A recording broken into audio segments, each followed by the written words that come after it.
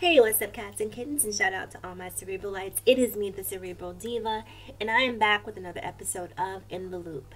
And in today's episode of In the Loop, we're going to be talking about the ubiquitous story that is everywhere. It blew up on social media over the weekend, and that is a story about Dwight Howard. Now, I feel a certain type of way about talking about this story, honestly. And one of the primary reasons I feel a certain type of way is because, to be completely honest, I don't give a damn. If I'm not sleeping with you, then I'm really not invested in who you're sleeping with. So I don't really care who other people sleep with. I'm sorry, it's just not that important to me. But since everyone is talking about it, I figure that even though I don't care, I do have an opinion. So I'll give you guys my opinion on what I think, not necessarily what I feel. I think that Dwight Howard is not an anomaly. This is not an aberration. This is not an outlier. This is something that's probably happening a lot more often than people actually want to admit. And I think that that's one of the problems in the African American community, is that sometimes we are so homophobic, transphobic, what have you, that we want to pretend that the elephant in the room is not an elephant. And you know what else I was thinking about when I heard this story is every time I hear a story about someone being caught, quote unquote, because I don't even, if it's two consenting adults, I don't know how you're caught having sex between two. You're not caught because it's two consenting adults. So how that whole terminology of someone being caught with someone is beyond me. What I begin to think about is that, why is it that I'm only hearing about this with black male celebrities? I haven't yet, and please correct me, and if in the comments, comment below, please, if you know of a story of a white male celebrity who's been caught in some sort of gay love triangle or trans related relationship, whether they're a musician, whether they're an athlete, what have you, please comment below, because for whatever reason, this seems to just be an issue in the black community. I don't know if the white community is just simply more tolerant, more accepting, or they just mind their own damn business. Whatever the case, I just don't find that issues surrounding sexuality and gender orientation just don't seem to be that big of an issue in any community but the black community. This exploded on social media. Now, I can't believe that white men are doing things that are any different from black men, because men are men, whether they're black, white, Asian, Hispanic, what have you. Men will be men. So I'm quite sure that there are lots of white men, Hispanic men, what have you, who are going about their daily lives, interacting with, men if they choose to, trans women if they choose to, and no one really gives a damn for whatever reason. But here in the black community, it's just such a huge issue, and I just cannot fathom why that is, with the exception that the African American community tends to be hyper religious.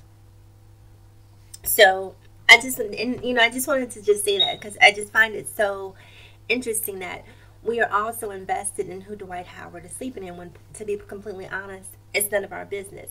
And to all of these men who want to, quote unquote, perceive him as gay, in my opinion, there is nothing more gay than being invested in where another man is putting his penis.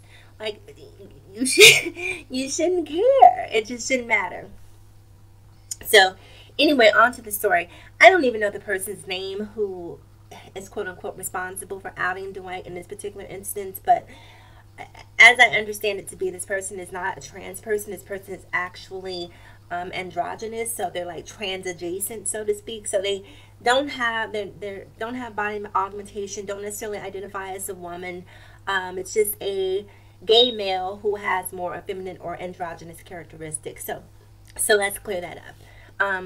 Now, part of the issue, as I understand it, between Dwight and this person is that the person was allegedly upset that Dwight was attending parties, where trans women were present, and that was a bone of contention between the two of them, which ultimately led to this person deciding to out Dwight. Now, to the person that outed Dwight, I feel a certain way about that as well. And this is how I feel. When you go into a relationship with a celebrity, and you know the patriarchal society that we live in, when we know that, the hypermasculine world of athletics, basketball in particular, football, what have you, you know that you are going into that relationship being a dirty little secret. Oh yes.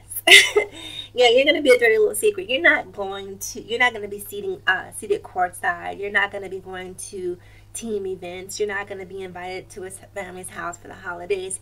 That's just not the type of relationship that you're gonna have with him.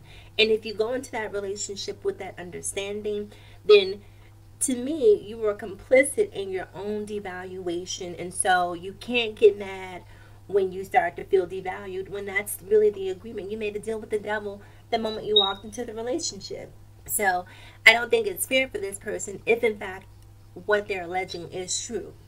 Now, I personally am not buying into this 100%.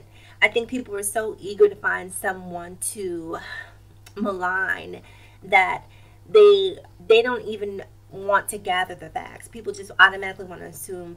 I'm not going to even say assume the worst, because him sleeping with another man isn't the worst. It's not even remotely close to being it's not bad. That's what I'm saying. So the problem is that he's stigmatized. Now, I also find it to be a very interesting double standard here. Very often we talk about things like white privilege. We talk about things like male privilege. One of the things that we don't discuss is female privilege. Oh, yes. Female privilege is a thing that people don't talk about. And one of the female privileges that women have that men don't is being able to have fluidity in their sexuality, in their sexual orientation, without being burdened by stigma. A woman is allowed to vacillate between men and women back and forth. And at any point in time, she can redeclare her sexuality or her sexual orientation if she so chooses. And very few people would see her any differently. Now, a man, you can be 10 years old and you can experiment with another boy, and if people find out about that, you would forever be marked as homosexual, or not necessarily marked as homosexual, but people would look at you with one eyebrow raised, so to speak. And so I don't think it's fair. And I think that this whole this female privilege thing is something, or this double standard that we have when it comes to the sexual orientation of men, is also something that we need to reevaluate. And I think when we as a society, begin to give people the permission to live openly and honestly and be who they are, then things like this won't become a big deal.